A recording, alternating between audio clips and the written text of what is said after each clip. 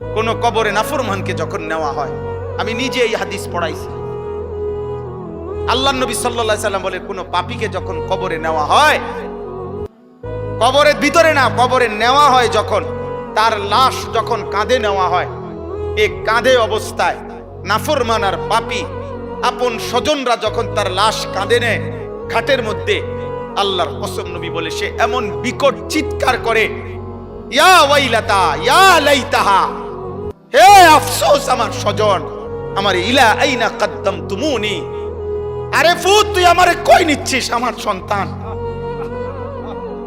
আমার ভাই, তুই আমারে কান্দে নিয়ে ওদিকে নিচ্ছিস কেন? মনে আমারে মাইরা ফেলবে তো, আমারে কবরে দিস না রে আব্বা, আমারে কবরে দিস না, আমারে তো ফেরেশতা মাইরা ফেলবে, আমারে তো শেষ করে ফেলবে, আমারে দিস না।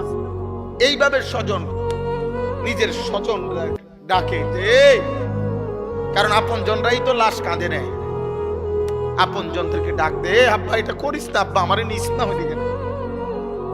আল্লাহর নবী বলেন পৃথিবীর সমস্ত মানুষ যদি একসাথে শুনতো, এক মাঠে দাঁড়াইয়া একত্রে, খোদার কসম নবী বলছে আদম থেকে ইসরাফিলের ফু পর্যন্ত সমস্ত মানুষ যদি এক মাঠে থেকে একবার জীবনে এই পাপীর চিৎকার একবার শুনতো, আল্লাহর নবী বলেন লাসাইকা, তাহলে সমস্ত মানুষ একসাথে চিৎকার দিয়া বেহুশ হয়ে যেত।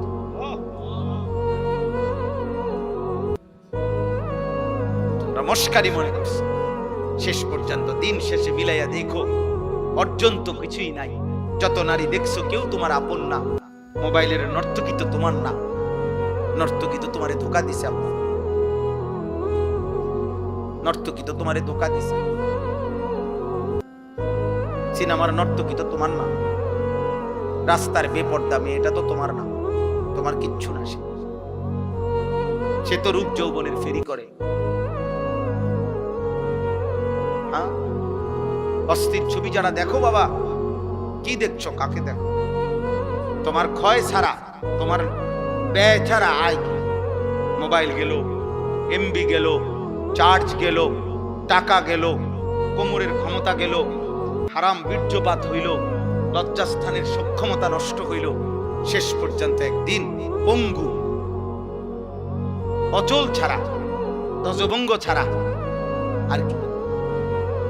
আমি খোলামেলা বললাম, কত শত যুবক, কয় শ, আমি চ্যালেঞ্জ করলাম, তুমি শুনবা, আমার কাছে আছে, আমার কাছে হোয়াটসঅ্যাপে জমা আছে, এমন শত শত বাংলাদেশের ছেলে, তাগড়া জোয়ান ছেলে, পৃথিবী জানে এমন জোয়ান ছেলে সুন্দর, কিন্তু নারী দেখতে দেখতে, অশ্লীল ছবি দেখতে দেখতে, যাদের পুরুষত্ব নাই, যৌবনের সক্ষমতা নাই, এই হাইওয়ান অশ্লীল আর উলঙ্গ ছবির পাল্লায় পড়ে ভিতরের জীবন শেষ। আখেরাত তো নাই, আখেরাত তো পরের খবর, এটা তো নাই কিছু, দুনিয়াও কিছু। যেই কোন মানুষ চ্যালেঞ্জ করলাম বেটা, বাংলাদেশের প্রতিদিনকার পত্রিকা, বাংলাদেশের প্রতিদিনকার চ্যানেলের খবর তোমরা প্রত্যেকেই দেখো, কি পরিমাণ পরকীয়া বাংলাদেশে বেড়ে গেছে। এর কারণটা কি? কারণ এই স্বামী এই স্ত্রীতে তৃপ্ত না, এই স্ত্রী এই স্বামীতে তৃপ্ত না, আর কোনো কারণ নেই। কারণটা কি আব্বা? সব সব নারী দেখতে দেখতে, সব অস্থির ছবি দেখতে দেখতে, সব যৌন দৃশ্য দেখতে দেখতে টেম্পার সব শেষ। এজন্য ওই মেয়েও, মহিলাও আরেক বেড়া খোঁজে, এই বেড়াও আরেক বেড়ি খোঁজে, কেউ কাউরি দিয়া তৃপ্তি হচ্ছে না। তাহলে এক এক দিনের বাংলাদেশের চারিদিকে দেখো, দেখো গিয়া খবর নাও, তোমরা খবর নাও, আর তোমার কাছে না থাকলে আমার জানা, আমি জানা তোমার কাছে খবর পাঠাবো, আমি একসাথ করে দেব, এক সপ্তাহের রিপোর্ট, এক মাসের রিপোর্ট, পস্তাইতে হবে, আফসোস করতে হবে। বয়স্ক বাবারা আপনাদেরকে বলছি, আপনারা যাদের ছেলে নামাজ পড়ে না, সারা দিন রাত মোবাইল টিভি দেখে, খোদার কসম আপনারা এর খেসারত দিয়া, এই লজ্জা এবং বেইজ্জতি হইয়া এরপরে আপনারা চলে যেতে হবে। কবরে যাবার আগেই দেখে যাবেন আপনার ফ্যামিলির মধ্যে আল্লাহ শূন্য, আখিরাত শূন্য, এই হতাশার দুর্ভাগ্য নিয়ে কপালে, তারপরে যাই। হিম্মত থাকলে আজ ভেঙ্গে ফেলেন।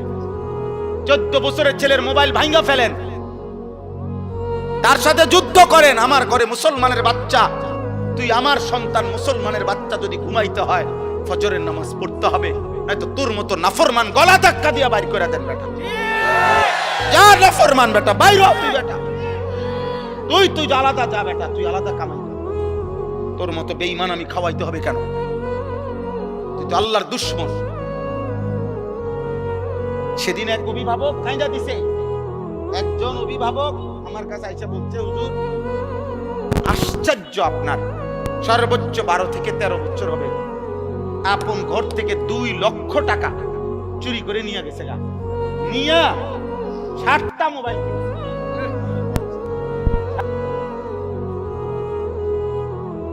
বলো আব্বা।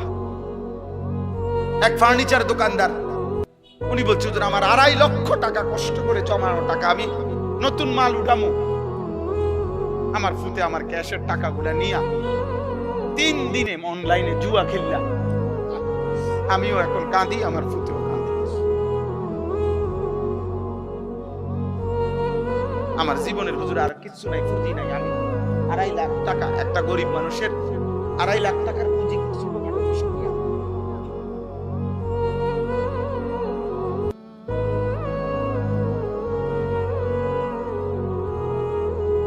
হ্যাঁ, এই জন্য আব্বা একদিন অভাবে পড়বে না। বারবার অভাব মনে করাই দিছে, আল্লাহ আবার দয়া করছে, আবার দয়া করে, আবার দয়া করে, আবার ছাড় দেয়, আবার ছাড় দেয়, আবার ছাড় দেয়, আবার ছাড় দেয়। শুধু একটা মাত্র বিষয়, তেল একটু ঘাটতি, জনজীবনের কি অবস্থা, মানুষের উপার্জনের কি অবস্থা বলে? কত মানুষের উপার্জন, আমি তো প্রায় বলছি যে কত ভাবছি। ঢাকা শহরে হাজার হাজার ছেলে এখন ইদানিং কালে যারা মোটরসাইকেল দিয়া উপার্জন করে প্রতিদিন, মানে মোটরসাইকেল দিয়ে তাদের কামাই,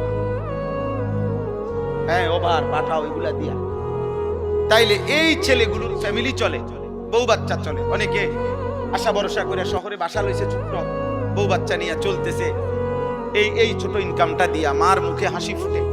তাহলে এরা যদি 15 দিন তেল না পায়, তার ফ্যামিলি চলবে কি? আর আমাদের ছেলে পেলেদের চেহারা দেখলে বোঝা যায় অসভ্য, এমন অসভ্য যে পৃথিবীতে দুর্ভিক্ষ আসুক, মহামারী আসুক, আমার উপরে যদি আসমানও ভাঙ্গা পড়ে, হুজুর আমি আমার নারী নর্তকী মোবাইল ছবি দেখা থেকে 1 সুতা নড়ব না। আল্লাহরে বলেন আপনারা হুজুররা যদি বলিয়া আল্লাহরে আমগো মাথার উপরেও যদি আযাব দেয়, আমি আল্লাহরে সেজদা দেব না, দেবই না। আপনি আরো কইলো দিতাম, আমি নামাজ পড়তাম না। সাফ কথা।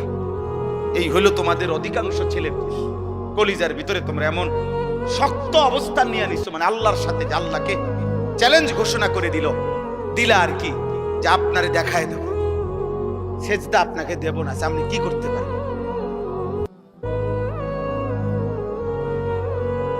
ঠিক আছে আব্বা, চলো, কোনো সমস্যা নাই, কেউ কারোর জন্য থামবে না। এই পৃথিবীতে এর চাইতে বড় বড় পাপীরা ধ্বংস হয়েছে না? এই দেখেন আল্লাহ তাআলা বলেন, আমিনতুম মান ফিস সামাই আন ইয়াখসিফা বিকুমুল আরদা ফাইদা হিয়া তামুর। আল্লাহ তাআলা বলেন, বান্দা, ওই আসমানের মাওলা রব আল্লাহ, তার থেকে তোমরা কিভাবে এতটা, হে পাপীরা, এতটা নিরাপদ কেমনে হয়ে গেলা? তোমরা কি জানো না ওই আল্লাহ চাইলে জীবন্ত মাটির নিচে দাফন করে দিতে পারে? তখন তো তোমাদের মতো নাফরমানকে মাটির নিচে নিয়া মাটি কাঁপতে থাকে। এই পৃথিবীতে কোন পাপীকে আল্লাহ তাআলা মাটির নিচে দাফন করছেন? জীবন্ত করছেন না? হ্যাঁ, 2 জন, একটা ব্যক্তিকে, একটি জাতিকে। কারুনকে আল্লাহ তাআলা জীবন্ত মাটির নিচে দাফন করে দিয়েছে।